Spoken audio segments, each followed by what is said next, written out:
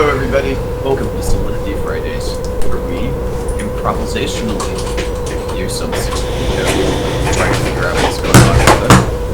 The real friends, or the real treasure that you want. Alright, so this week we were going to look at Rari Capital. Rari Capital is a juvenile sweatshop that runs a DeFi shop. No, okay, but they're a bunch of teenagers basically who managed to put together a platform that actually working at $1 billion. Transmissions 11 is around Twitter and whatnot. Big Solidity guru. They recently released new vaults for their platform. We wanted to take a look at them, see what they're doing, see what we can figure out, and yeah, let's kick it off. So first things first, yeah, you can see actually from the last file, you can see at the bottom of the browser DAppRC. So that's a sign that we're looking at a DAppTools setup. Transmissions is also a big DAppTools guy.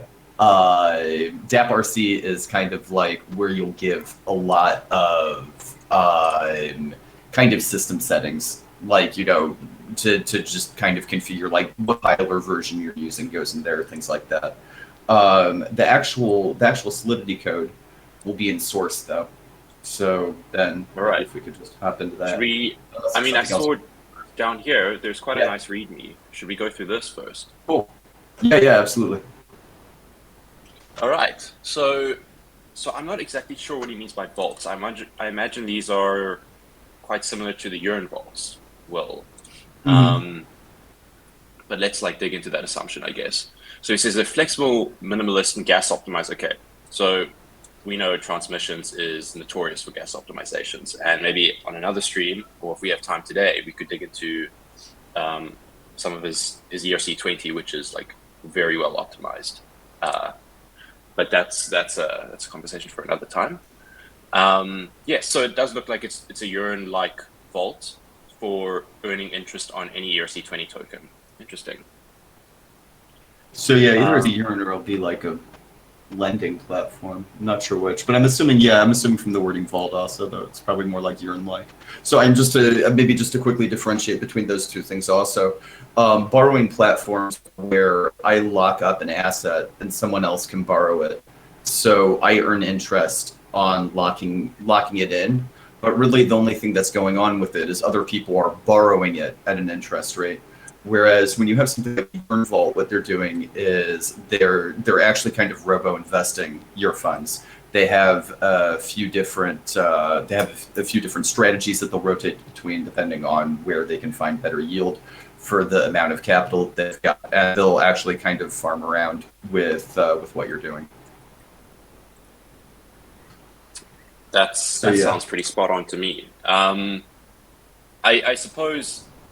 Sorry, just clicked there accidentally. I suppose this is kind of being built as part of an upgrade to Rari Capital, right? So yeah, well, you already mentioned Rari Capital in the beginning. Do you want to break down these contracts a bit? Oh, I want to see the funky diagram first. All right, let's go there.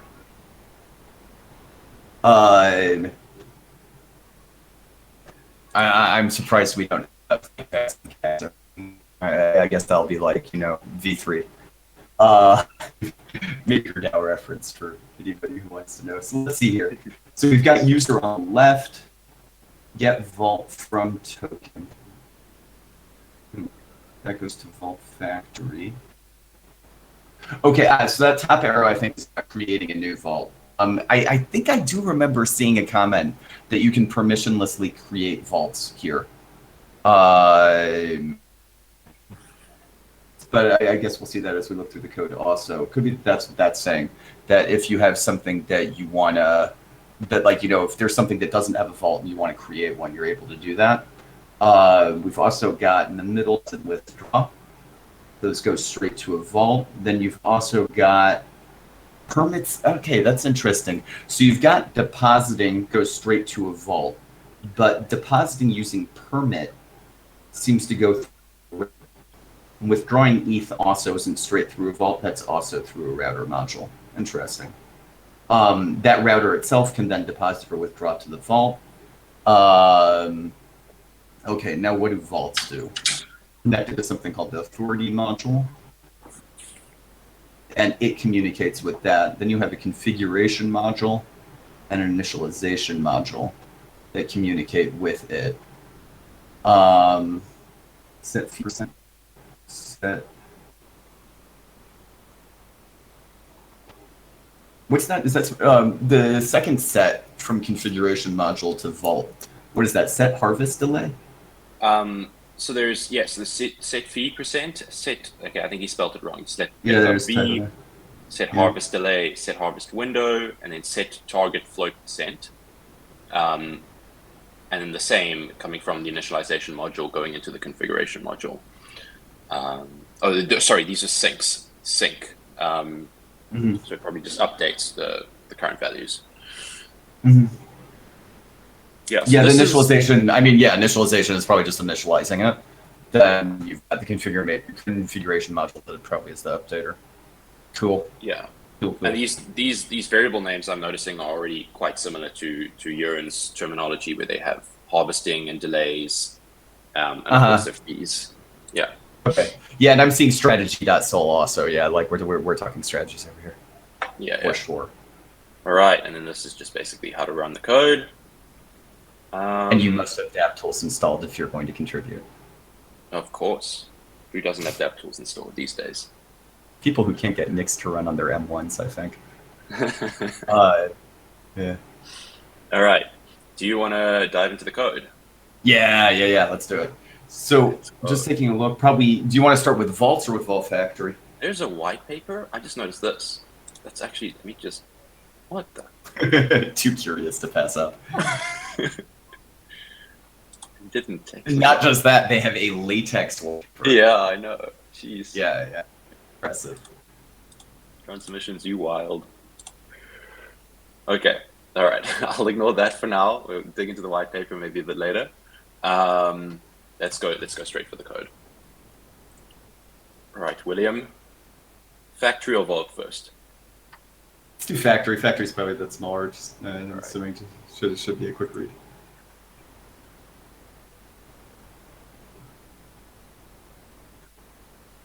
It's interesting. I've seen the kind of JavaScript-like destructuring pattern in imports, like import curly brace ERC20. I've seen that a lot more recently than I feel like I saw it before. Yeah, I think in a previous Solidity Fridays, I think this was before we were streaming them. Do you remember we were unpacking Nova by Mr. Tron? Oh, is that where we first started seeing it? Yeah. I think we noticed this again. And it's really interesting. Maybe we should start doing this more often in our code. Yeah. So what are we pulling in? So Soulmate, incidentally, is their, like, I wouldn't call it their OZ, like their OZ contracts, but it's a lot of kind of base contracts, like template contracts, heavily gas optimized. It's kind of their spin on a lot of things. I am actually trying to get into DAppTools a bit in my spare time. I've been using the tests over there a lot to try and make DAppTools tests. Okay, and it's going to import Vault. So contract Vault Factory is off. I'm assuming off is going to be something along the lines of ownable, or either that or just like a role module where you permission out various users. They have a special bytes32 lib that they're using both for addresses and bytes32. That's interesting. Okay. Constructor takes an owner and it takes an authority. If you have, you can give auth to others. Okay. So yeah. You're saying, so Tuba put it in the chat. If you have, you can give auth to others. So it's like it's like ownable, except that with ownable, you've only got one owner, whereas here you can actually kind of whitelist a group of admins, I take it. Oh, sorry, not Tuba.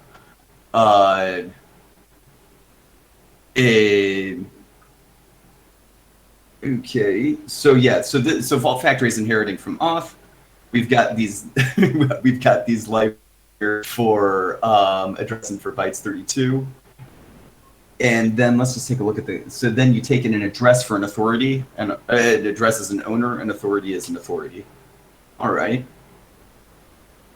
Event deployed, that makes sense. It deploys, so then it actually even emits out the whole vault and the ERC20 underlying token. It's interesting that in the event they actually like emit the entire contract. Yeah, Huh. I was just looking at that. I usually think only to do addresses. I usually don't emit out entire contracts. I wonder what the advantage of doing it that way is.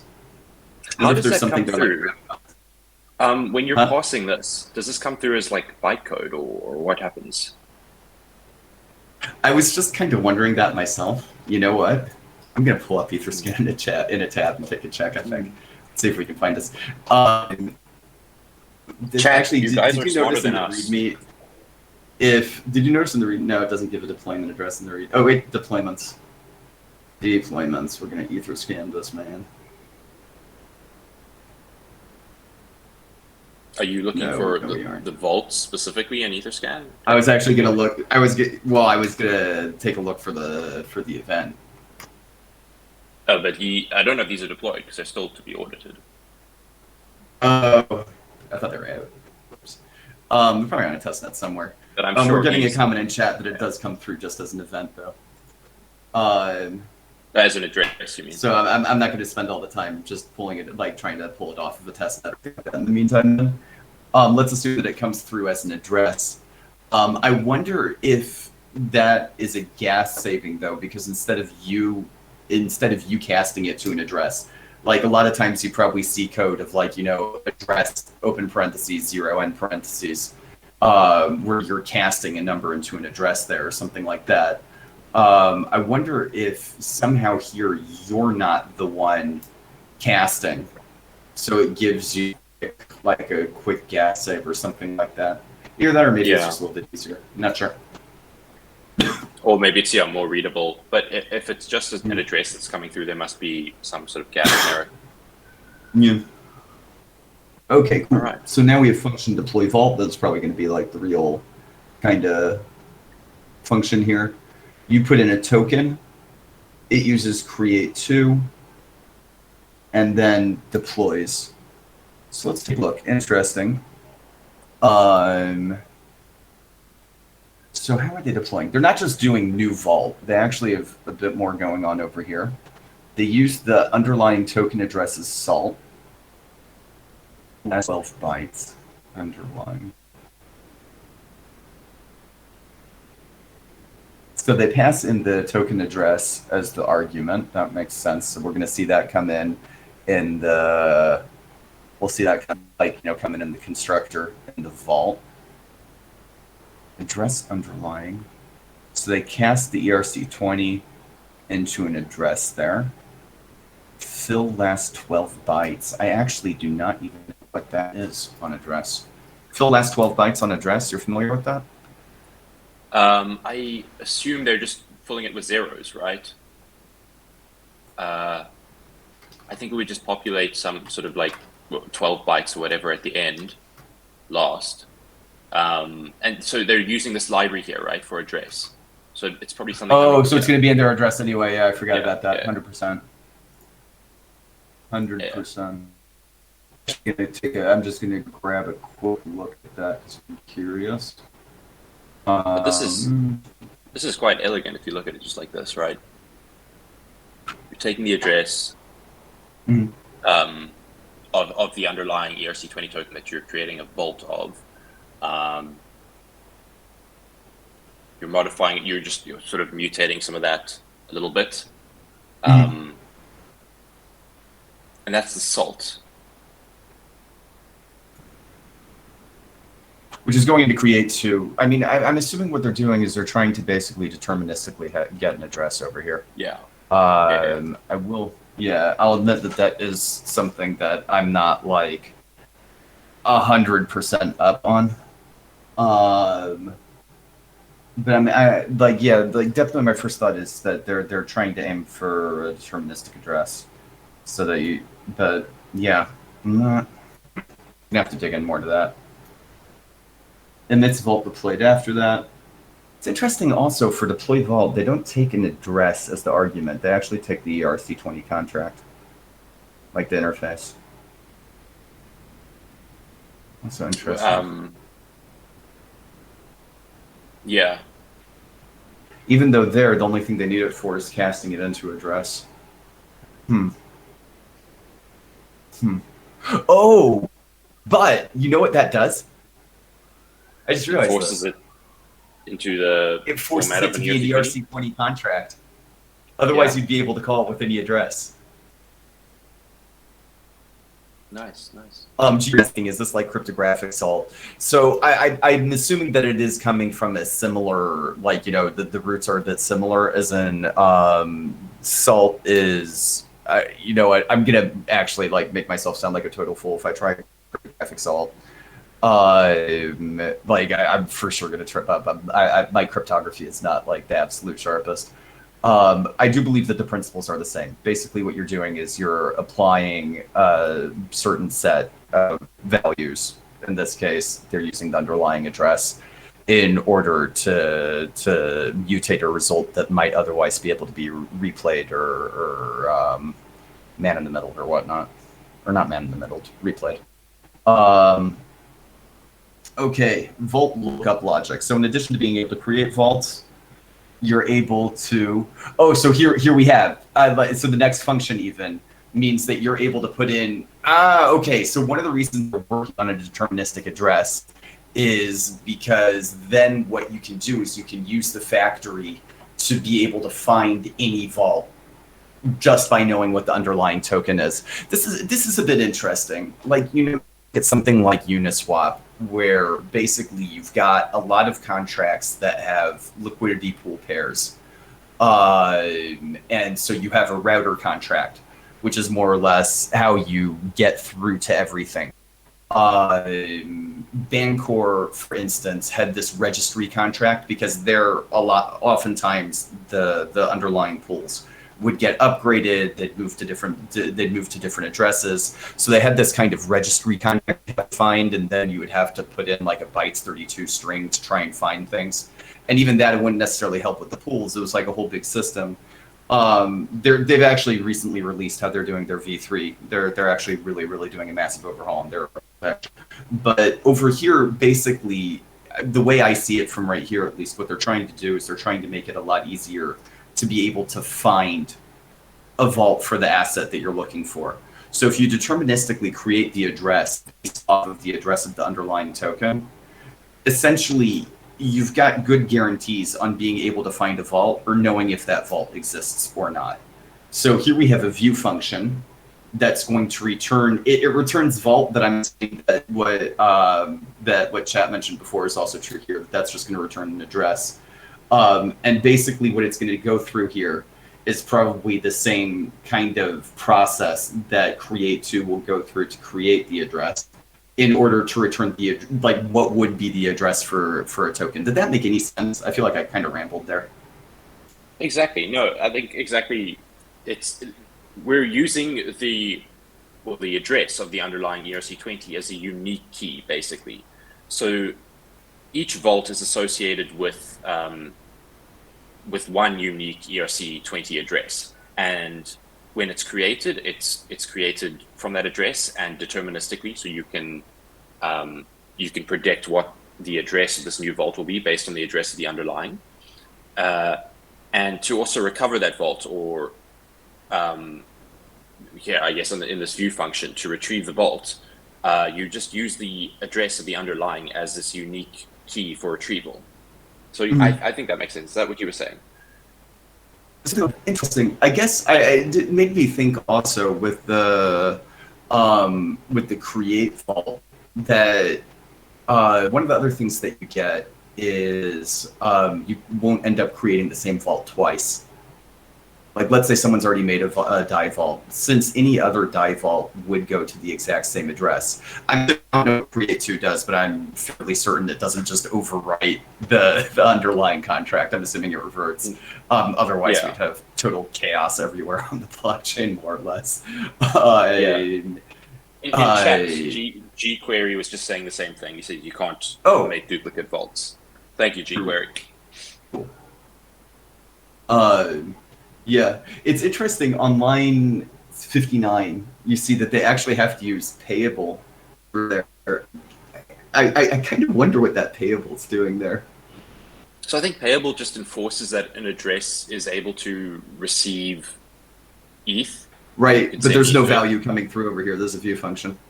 No, yeah, exactly. So I'm assuming it messes with some of the processes over here. Like, the fact that they're making something here payable might actually change what the Ketchak 256 is.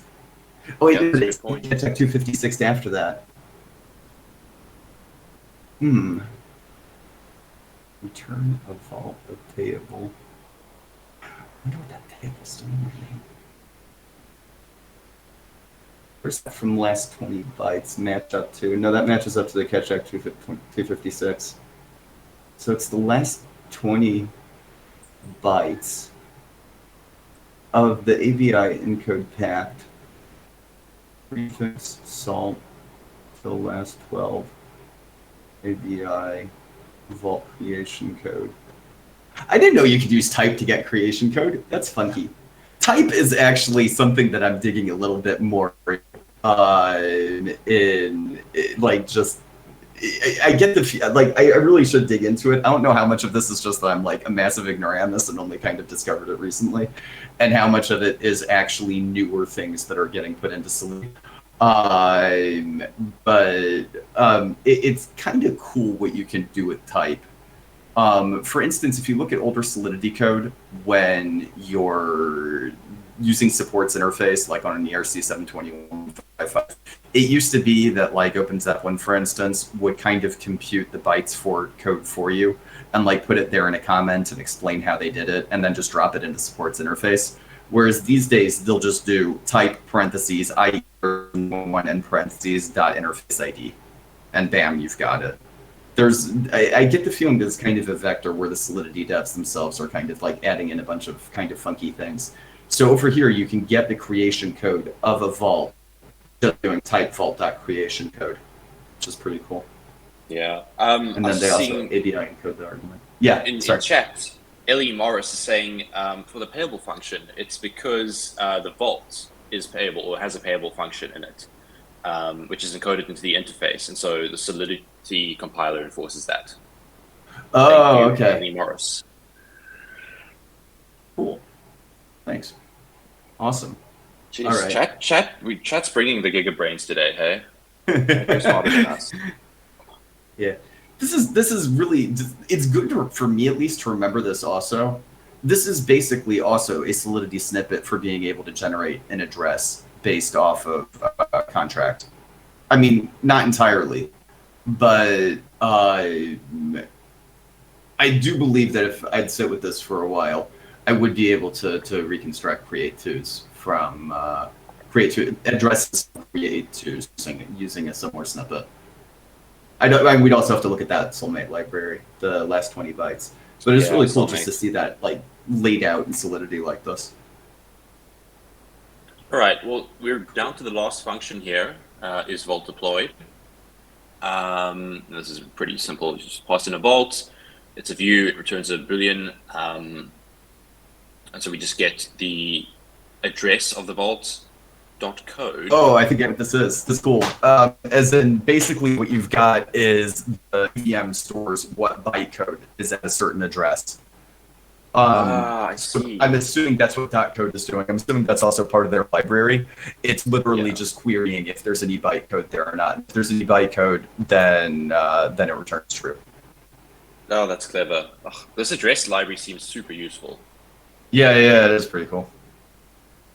Yeah. It's pretty cool. Wow. Okay, yeah. So I will confess, though, every now and then I'm like rooting around in the OZ contracts. There's a lot of stuff in there that I never knew was there. It's like every now and then, like I find something there and I'm like, oh, I guess they did that too. I am still like, for all that it is really fun to see like the newcomers, and I do really love a lot of the other contract libraries that are out there in terms of like kind of like the golden standard of the Open Zeppelin contracts, there is a ton going on in that contract suite. It's actually fairly impressive how much they've managed to get in there. Yeah, we should probably even spend at least a Friday, kind of like the more hidden gems of the Open Zeppelin suite. Oh yeah, that'd be awesome. Actually, just diving into the depths of OZ. Yeah. All right, are we ready to go into the vault? Vault. Yeah, let's do it. Let's go. All right, and this is probably going to be a chunky one. Okay, so we got a ton of imports. Oh wow! Oh wow! Oh wow! How many got 100 lines here? Just under 1,000 lines. More yeah. On the bright side, they do heavily comment. Everything is nat spec'd. So A, that means that a lot of those lines are comments. But B, and this is kudos to the Rari team, it also makes it so much easier to read code. You know what I mean? Yes. The Like comments the help NFT so much. platform. And you say and it a then bit. just keeping code in one sort of flattened contract instead of splitting it out across like different layers of inheritance or different libraries. If you can just keep it in one readable contract that's like commented heavily and things are named naturally, I think that's so much more readable. Yeah. Like I had to look at the code for the NFT market platform that shall not be named again this week. And despite the fact that they actually comment well inside their functions, such a nightmare finding things in there. Just like knowing what's in what contract or what specific functions are doing, really cryptically named arguments. Were you looking with me? I think you were even looking with me. They had an array of uints named uint. They had an array of addresses named addresses. Yes. It's sort of like, I see you need 6 addresses, but I have absolutely no idea what they are. I could kind of guess, but so yeah, well commented code. I mean, especially in Solidity, no matter what you say outside of Solidity in terms of the when you comment, when you don't kind of a thing, on Solidity contracts, I personally, for whatever my incredibly uneducated opinion is, believe that you really have to lean a lot more towards commenting, because oftentimes your code commenting is your documentation. People see your contract on Etherscan or something like that, don't necessarily have your docs in front of them. They don't even necessarily know how to get to your docs. And being that none of us have any attention spans anymore, even if you put a link to your docs there in a comment, I don't know if they're going to make it there. The first documentation that many people are likely to see on your contract is actually the comments in the contract. And I think it's really a heavy reason to make sure that you put in full nat spec and comment well inside. But yeah, that's my personal rant. So what do we got here? We're using a bunch of Soulmate libraries. Office back. They have a specific WEF library. That's interesting. They have their own library. They have SafeCast for casting. Safe Transfer Lib. Oh, I bet I know what that is. Safe ERC20 from Open Zeppelin. I mean, basically, there's a problem with ERC20. I don't know what problem, but compared to, say, the 721 and 1155 standards, transfers with ERC20, partially because of the standard itself and partially just because of the evolution of the space over time, a long time before. Dealing with ERC20 tokens in general is oftentimes a lot more arcane than dealing with NFTs. First of all, it's because there are massive tokens that don't even actually keep ERC20, like Tether, if I'm not mistaken, which for a long time was the largest stablecoin. It might still be. I don't know what it's doing compared to USDC these days. Didn't return true. As in ERC20, the API, so to speak, for transfer is that it's supposed to return a bool, and it wouldn't. So if you were expecting to get something back, it would bork if you were dealing with Tether. So basically what Open Zeppelin and others have done, here we're seeing Rari's library for that in Soulmate, is they created specific libraries that basically deal with all of the nasty race conditions from all of the people doing weird things with their ERC20s, either not subscribing to the standard fully or just like random stuff like it's going to send you something back, it's not going to send you something back, like it's not going to send you a bool back, it's going to do something else entirely. So you have these like whole wrappers just basically trying to make sure that you're covered so that your code will actually function normally when you try interacting with these, like with different tokens. Yeah, joy. Cool. So that's the safe transfer lib, I'm assuming. Fixed point math lib is to simulate having decimals, I assume. And they're bringing in strategy or strategy and some other strategy. I missed before you scroll down, but it's all good anyway. Oh, sorry. Yeah, don't worry about it. It's all good. Yeah. So just before we go further, I see Mr. Rai Vulhuter has commented that there are no convenient dev tools in Solidity in chat. So, well, I don't know if you want to chime in on that, or we just leave that to chat to get him. Are you suggesting chat brigade someone? I'm not sure, like, I'm not entirely sure what would be a convenient dev tool. I'm a bit weird historically, as in, I mean, I guess this is a bit of a personal comment. I'm a bit of a self-taught dev, and I kind of learned Solidity very early in. So, like, you know, I kind of grew up upside down in code. Like, you know, when I started getting into JavaScript, it's like, oh, right, JavaScript's one of those languages that has decimals in it, you know? So I'm not sure I know what convenient dev tools are. You can hover over anything and it'll show you the docs right in your editor. There is a Visual Studio Code extension that does exactly that, actually. I think Paul Berg wrote it. If you want after the stream, I can dig it up and DM it for you. But yeah, you can get that. Don't worry. I will say that like I think Solidity has fewer and less developed tools than some of these much more adopted languages like Rust or JavaScript and TypeScript. Yeah, or it's something. fewer devs. Yeah, and fewer devs and it's been around for less time. Yeah, I don't know exactly how old Rust is. I would say things like Tenderly and DAppTools and that framework that I think Bantig was working on. That Ape was like Ape. Yes, Ape. That's Doggo. Yeah, that's Doggo. Was that Doggo? Okay, so the Yearn fam, sure. Yeah. And then of course Hard Hat. Like I think it strikes me as quite a thriving dev tool ecosystem. Yeah. But even in terms of VS Code extensions, there's a few really good ones. There's Tino from Open Zeppelin's Suite also, which is a VS Code extension.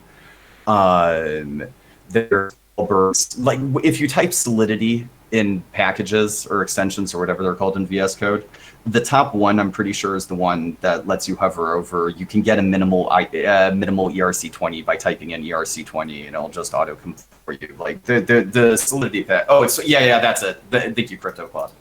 The Solidity extension by Juan Blanco. It has some of the autofills are from Paul Berg, which is why I was thinking that. Like if you type in Solidity, it gives you a bunch of tips. Like there's a lot of kind of like little Easter eggs in that. But yeah. Okay, cool. So what do we got over here? We're using, so they declare their libraries. They make a special section for their immutables. So in the immutable type that you see in 27, line 27, ERC20 public immutable. So it's kind of close to a constant. I'm fairly certain, though someone can correct me if I'm wrong, the only difference between an immutable and a constant is that a constant is that, like, that would be like, you know, if it would actually put an address right there. Whereas an immutable is set in the constructor, but once it's set, it is then immutable, as the name suggests. We have a base unit, the base unit of the underlying token, and hence RV token. I'm assuming RV token is kind of like their, like, you know, Yearn has Y die, Aave has A die, Compound has C die. I'm assuming they have like their RV token. Yeah. Rari Vault, right? Rari Vault. Oh yeah. Equal to 10 decimals used for fixed point arithmetic. And they're using okay, so this is, so I'm assuming this is like decimal. This is just decimals then. Like you put an 18 there for an 18 decimal. Yeah, so it's probably 10 times the decimals of the token that this vault is created for. So if it's usually 18, then it's probably So 19. it's So you 19. get kind of one. It's 1 unit. Oh. Yeah. So I think it would be yeah. kind of the number that would make up 1 unit of the token. So for DAI, 10 let's to the say with power, 18 okay. decimals, yeah, it's 10 to the 18. It's interesting that they're using UN 256 for this. I'm consistently confused by the interplay between anything that's not UN 256 and UN 256. Like I seem to remember that for UN 128 and lower, oftentimes you end up paying more at instantiation because there's, I think, an extra byte that needs to get written to kind of say what kind of uint it is. Over here, where it's not abstract or anything like that, you don't save any space, so to speak. It's still going to need the full 256 on space. And I'm guessing if most of their math is in 256, so then they also avoid having to cast it into 256 in order to be able to like actually use it in math and things like that. Yeah, and like if you could fit this in comfortably in a smaller uint, even using that here I don't think it would save space, because if this was inside a struct, then you could do some struct packing. But here, I think it would still take up the full 256 slot. Yeah, pretty sure also. Chat can correct me Cool. if I'm wrong, though. All right, so we got our constructor underlying ERC20 compliant token. This actually makes me a little bit curious what their ERC20 library is. For instance, Tether, if I recall correctly with Tether, and Tether doesn't return bool. Does that mean you wouldn't be able to create a vault on Tether? You're saying it doesn't return a bool, but I guess return a bool. But I think you'd probably still be fine here, because it would at least look ERC20-ish enough. I wonder. And I assume their library. I wonder if their library sort of takes into account. That's what I was wondering. Yeah. Here we go. Yeah. All right. Let's see though.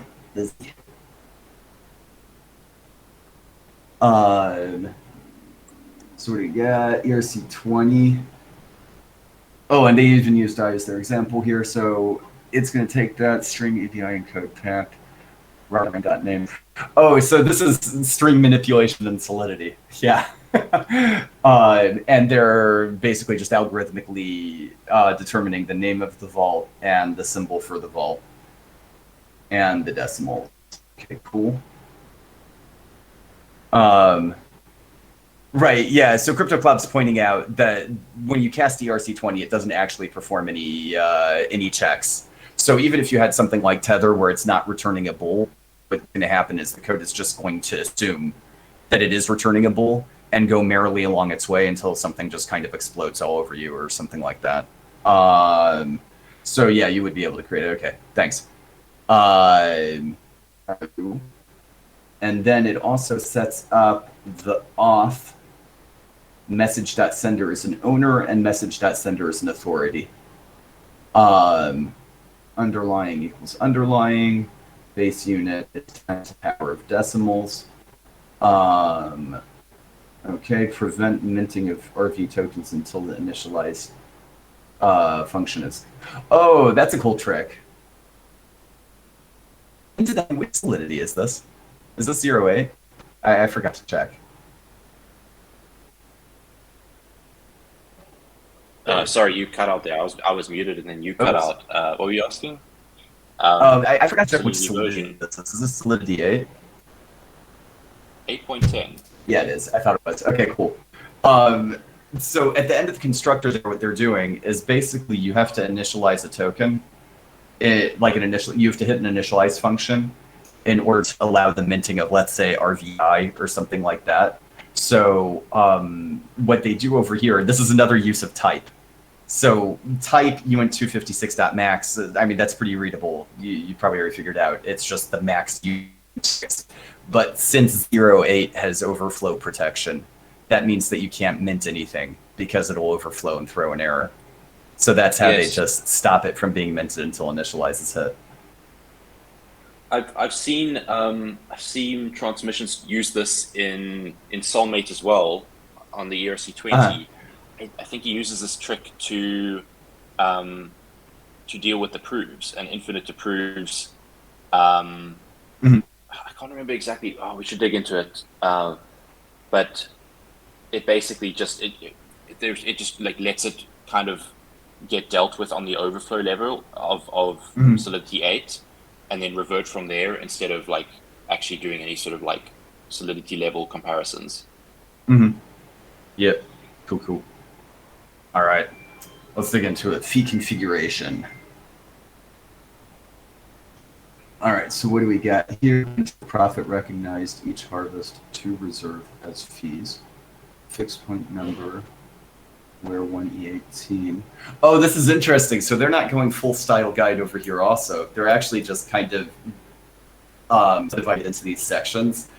And then for each section, they'll put in their state variable, their event, their function. That's actually, okay, I don't think I've ever seen anyone go this far using a style like this. Ironically, I'm a bit of a Solidity style guide maximalist.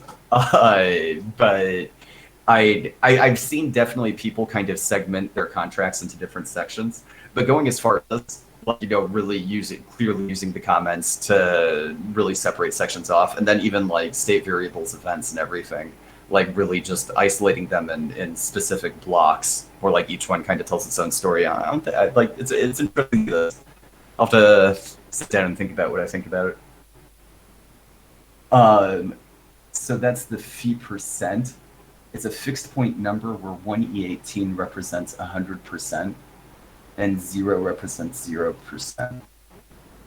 Okay, so yeah, okay, so they're using a scale of 1E. Like, usually what we do internally is we have two things. We'll have two variables, one called rate, one called scale. So, and oftentimes we put a setter so that people can determine like how big of a scale they want to use. 1E18 is a big scale. I usually don't see people use the scale that big, but technically speaking, there's really no reason not to. It's just a question of how much precision you're going to have on anything. Yeah, I've seen that before. Like the E18 scale, it's either this that I see or like just 10,000 coded. And yeah, like, I see 10,000 a lot.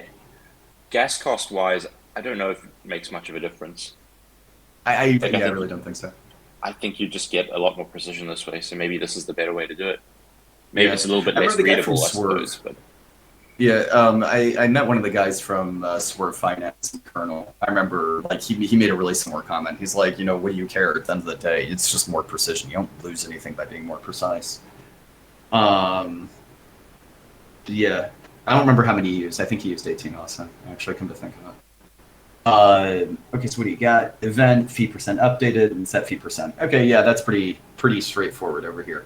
Requires auth, so that's like that authority thing. So that should be probably anyone who's whitelisted as an auth or something like that can do it. Then we got the harvest configuration. This is the setup though where I'm guessing what they're doing is they're going to have their setters first. Like we just saw the fee setter, and now we're going to get something about harvesting. Probably also setting though, like just config settings. I wonder where they put their view functions, but I'm assuming we're only going to get to like actual like user interacting with the vault a bit further down. So what do you have over here? Harvest delay. Yeah. Harvest delay updated. Sorry. Well, I was just around there. I was quite curious if there were view functions in these little subcategories, but there aren't. Period in seconds in which multiple harvests can occur. So this whole harvest window delay thing, I have to admit, I don't 100% know what's going on with it. I'm assuming what it means is that from when a strategy initiates, there's a certain amount of time until funds can be withdrawn. And then kind of, again, once you even hit that time where funds can be withdrawn, there's a window after which it kind of goes back into another cycle of farming or something like that. I don't think that's entirely true. Yeah, what are you saying? I'm not sure what sort of like dictates the harvest window. So you obviously set it to a number. Mhm. It has to be less than the delay. Yeah. Do they have any description of what the harvest window actually is? Here we Probably go. like in the docs paper or something. Oh, okay. So period in seconds during which multiple harvests can occur. Regardless if they are taking place before the harvest delay has elapsed. Execution locked So process. that's quite interesting. It's like so it's to prevent the DDoS attacks on the vault. Mhm. So potentially there I could wonder be what that like means, malicious yeah. ways to do like a lot of very frequent like profit distributions of small amounts, and then maybe that would burn more gas than is like actually worth collecting the profits. So Oh, you're saying that like if the vault, well, I mean, who's paying that gas then? I mean, I'm the not user sure. would be paying that gas, but I'm wondering with the strategies, if dripping funds out maybe to deal with some kind of lockup penalty or something. I'm not sure. Let's keep it in mind as we keep on looking. All right, we keep going. Set harvest delay. So we've got the delay and we've got the window, though, and those two things. I mean, we see those two different things, and it sounds like they don't even occur at the same time. The delay is the time until unlock, but even before that unlock, it sounds like there's certain windows where certain things can be done. So here, oh, here they're UN64, by the way.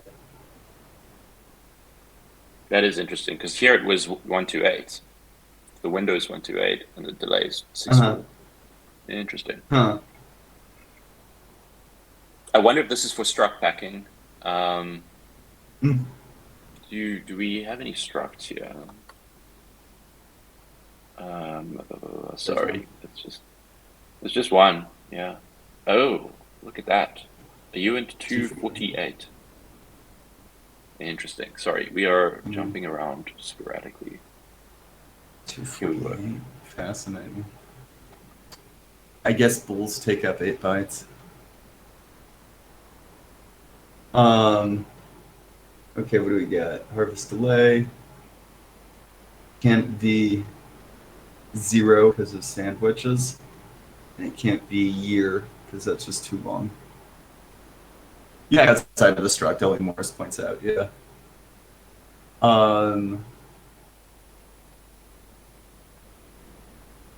Yeah, but I mean, over here, though, where basically you've just got a function with one argument.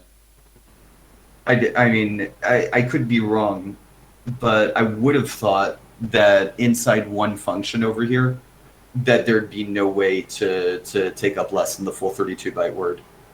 And that putting it down to a 64, putting it something down, say like to 64 over here or 128 above, wouldn't have given you anything. But I could totally be wrong about that. Like my gas optimization still is definitely a very in progress. I mean, Ben's comment also, I think, was that it could be that these variables are being used somewhere else where they are getting packed together. Like if this would have been a 128, I would have thought that it was getting packed together with a value somewhere, because then you've got the 128 plus 128 being 256.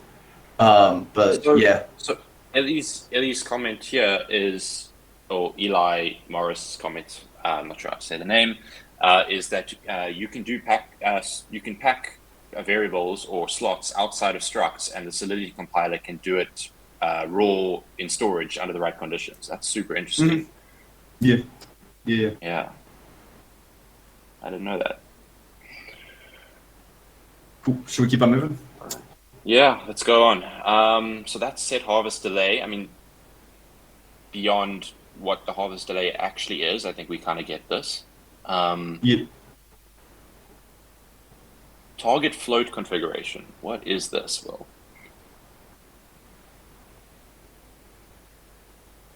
Okay, so this is it's an amount. Okay, so this is the desired percentage of the vault's holding. So if you say have $1 million of DAI in a vault, it's some percentage of that they need to keep as float, probably for withdrawals. Yeah, I thought so too. And now I'm realizing I think there was a library that had the word float in it, unless it was fixed point math. And I'm like, oh, for sure, this is decimals. It might actually just be how much they're keeping floating for liquidity. Yeah. Okay, that's very confusing. But yeah, it seems to be what it is, some sort of percentage. Mm-hmm. Fixed point number where 1e18 represents 100%. So again, it's a percentage with 1e18 decimal places. And then here we're just setting it. That's pretty standard. Yeah, cool. Underlying is WETH. This is for WETH vaults now. If enabled, the vault will allow trusting strategies that accept Ether. So basically, you can have a vault accept Ether or not. I mean, am I misunderstanding something, or does that mean that the whole vault is ETH? You know what I mean? Like RV ETH. Or are they also accepting other currencies and zapping them in? I have a hard time imagining they're doing that. I'm assuming you have to. I'm assuming that you have to deposit in Litecoin. Yeah, this is very weird because WETH is just an ERC20, so I don't know why. No, but I'm guessing from line 181 at the end that underlying is WETH means that they're accepting ETH and wrapping it. Okay. Okay, yes, that would make sense. So there's just some functions to deal with, like payable. There we go. That's what the payable would have come in for. Yeah. Yeah, I mean, that's the thing also when you're dealing with ETH. It's just such a different paradigm than dealing with the RC20 tokens. Yeah. Yeah, so underlying is WETH updated, set underlying, requires off. Required decimals are 18 to match ETH. Update whether the vault treats the underlying as ETH. And it can be set, this isn't a one-way, incidentally. It can be set afterwards, which is also a bit interesting to me. Uh-oh. Eli Morris is saying he thinks it's the opposite, or she, or... you think what's the opposite?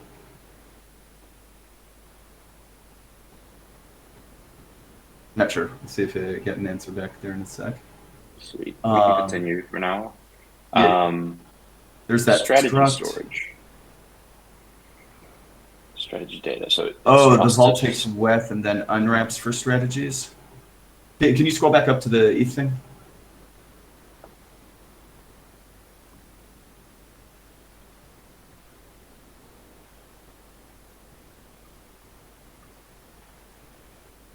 That would make sense, though. Or potentially would need to unwrap because some, I don't know, yield farming or whatever might want direct ETH deposits or transactions. So, interesting. It would make sense that there is the ability for the vault to wrap and unwrap between WETH, I think. Or WETH, okay. You said. Yeah, that could be. I think the community is divided on it being WETH or WETH. Still no consensus. Yeah, so we have these strategy structs used to determine if the vault will operate on a strategy. So it has to mark a certain strategy as trusted. And then used to determine profit and loss. So you have the balance, which I guess is the P&L. It's interesting that it can do loss. It's a UN, but it can do loss. So I'm kind of assuming that they've divided the space into two. No, that doesn't make any sense, does it? How are they going to determine loss with a balance? Just kind of like crazy thing, like encode the first byte, like to see what. No, they just didn't, wouldn't that? I wonder how it's going to log losses. I don't know. Then we have a mapping for strategy data. You take a strategy, it maps the strategy data. Okay, cool. Harvest storage, last harvest window start, timestamp, unit 64, timestamp, unit 28. Yeah, so this is an example of what Eli Morris was talking about before, where you're like, clearly this is variable packing outside of a struct. Because if you got 64, that's going to be 132 byte work. Cool. Withdrawal queue storage. Should we do it? Let's go. Yeah, this is thanks Eli for this. That's super interesting. You can do that now outside of structs. We didn't know that. Here. So we've got an array of strategies. Get withdrawal queue. So, okay, these strategies present the withdrawal queue. So it sounds like what's happening is a strategy gets put in the array. It's LIFO, because they're going to be using pop probably, and pop pops off the back. So last in, first out. Strategies that are untrusted, duplicated, or have no balance are filtered out when encountered. Not validated up front, meaning the queue may not reflect the true set used for withdrawals. Okay. We've got a view function that returns the withdrawal queue. Okay, I actually think that was pretty straightforward. All right, now 250 lines in, we have gotten to deposits and withdrawals. Excellent. Deposit. Event indexed user, uint256 underlying amount, withdraw, same. Function deposits, uint256 underlying amount. Require it be more than 0. It's interesting, I've seen some discussion recently, something like this require 273. The function I'm assuming could run. I don't think anything bad would happen in the accounting if a user tried depositing 0. Really the only purpose is the user is now paying gas for doing nothing. And there was some discussion around if you should, so essentially what this require does is to protect someone who's trying to deposit 0, everybody else pay just a little bit extra gas. Because now every other person who's not putting 0 in the amount is going through an additional check.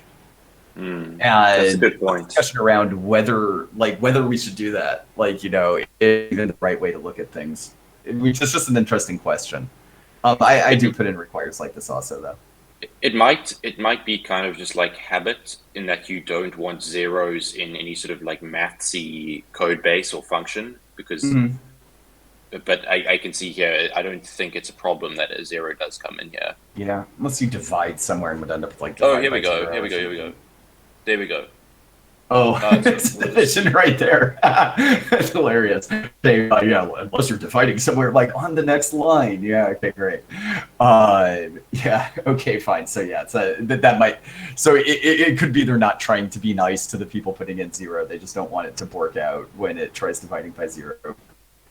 So because it's going to mint fdiv exchange rate base unit. And we haven't seen this exchange rate function yet. All right, then you've got emit deposit. It emits before safe transferring. Interesting. Why are they emitting before the transfer? Yeah, that is interesting. Well, I guess it gets all reverted either way. Transfer an underlying token. Yeah, it's not. I don't mean that as like a security thing. It's just the first thing I'm thinking is stack, but their stack's not so deep over here. So I see that every now and then code. I think Mall V2 put their events in weird places because otherwise they were dealing with stack too deep. But we're not looking at a very deep stacked function over here. I wonder if it's something to do with like sort of ease of use when reading events, because this will have its own events emitted, transfer from events. To have this one on top. It makes me wonder, though. And the first thing I start thinking is since so many front-end level services rely on things like the graph, if there's any way to be re-entrant over here. I don't think so, though. And even then, even if somehow we're able to be re-entrant, the only thing you might be able to do is mess up front ends. I don't think you're ever going to find somewhere that's doing accounting based off of event logging. But yeah, just be a funny kind of I did re-entrancy to fire off an event 300 times. The graph thinks I'm rich. But yeah. Okay, let's take a quick look at withdraw. Underlying amount can't be 0. Have the division again. Yeah, And I mean, withdraw, as would be assumed, is kind of the same thing as deposit, just in reverse. Take a quick look at redeem. Wait, so what's the difference between withdraw and redeem? It sounds like withdraw is the... Oh, okay, yeah. I'm assuming the difference between withdraw and redeem is whether you're putting in an amount of, say, DAI or putting in an amount of, like, RV DAI. I'm not entirely certain about it. The wording makes me think that I might be wrong. Yeah, I'm also just looking to see what the differences are here, because redeem that makes sense to me. You have your RV tokens, which are your shares of the vault, essentially, and you burn them for the underlying. So you burn your RV tokens for the underlying. Yeah, they do look very similar to me. I think that is it. I think that is the difference. I think withdraw just deals in DAI amounts and or like whatever token amounts, and you redeem in the RV token amount. Yes. Okay, that makes sense. Nice, good catch. Continue. Yeah. Transfer underlying to. Oh, interesting. So you can transfer the underlying of the vault directly to someone without really going through that burn step. Mm-hmm. Or no, sorry, no. This is internal. Yeah, what is this doing?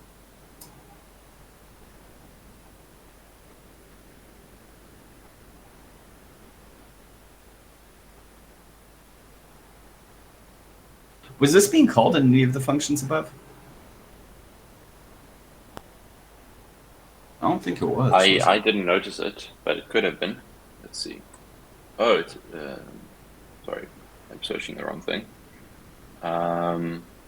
Which line were we? Probably somewhere in the general vicinity of 320-ish. I guess. Harvest logic, hey. Yes, it's quite a deep contract. There we go. Wow, I'm pretty close. How was that for guessing 320? Here we're calling transfer in the redeem and in the withdrawal.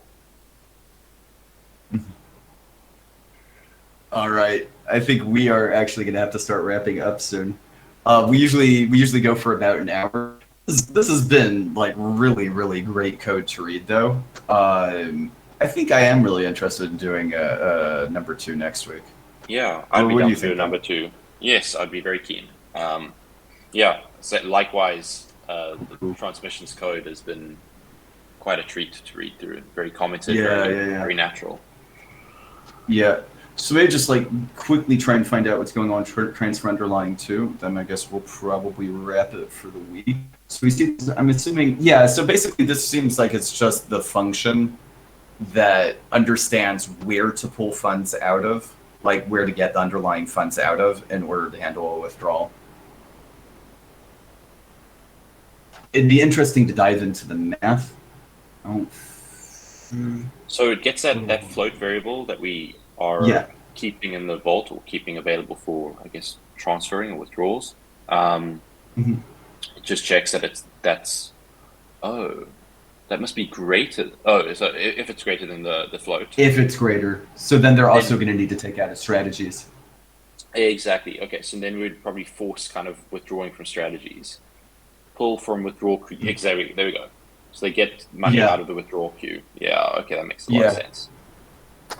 Oh, and that means that balance in the struct in the withdrawal queue is the amount of funds that is going to the strategy, which is why it's a uint instead of an int. I'm not sure. I guess it also gets muted over time, which is why it could be profit or loss.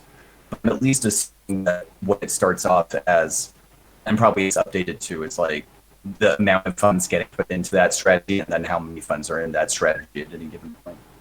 So that's why it needs to get kind of withdrawn out of that. Cool. Cool. So, alrighty then. Huge to everybody who showed up. Big shout out to Eli Morris also. Thank you. Thanks a lot for the comments. And yeah, so we usually do this pretty much every week. Just pick some code, kind of run through it without having looked at it before, and definitely would be thrilled to see any of you guys all tune in again any other time. Video is recorded, should get put up on the Linum Labs YouTube. And yeah, have an absolutely awesome weekend, everybody. Thank you, Will. Awesome weekend, everyone. Goodbye.